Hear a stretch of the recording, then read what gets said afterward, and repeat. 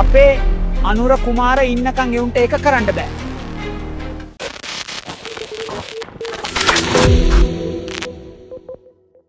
දුවේ මං උඹට පොඩි දෙයක් කියන්නද? මට ගොඩක් දුක හිතුණ දුවේ. ඒ මොකද කියන්නකෝ?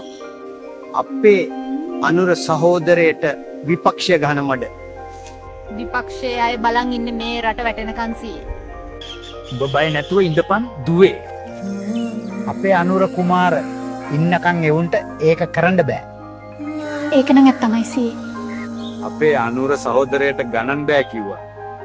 ඉංග්‍රීසිත් බෑ කිව්වා මම. විදේශ ආධාරත් නැති වෙයි කිව්වා. එහෙම කියපු උන්ට දැන් බලන් ඉන්න බෑ. මොකද උන් කියපුවා එකක්වත් උනේ නෑනේ. ඕක තේරෙන්නේ නැති හරක් තව ඉන්නව දුවේ. සූත්‍ර පුංච බලන් ඉන්නේ. ජනවාරි මේ රටට එනකම්. එයාට රජ වෙන්න ඇති. ඒවනම් මේ කපේදි සිදුවෙන්නේ නෑ දුවේ. ඇයි මේ විපක්ෂ මේ තරම් කුහකම්ද? එවුන් හැමදාම දාපු සෙල්ලංග දැන් බෑ.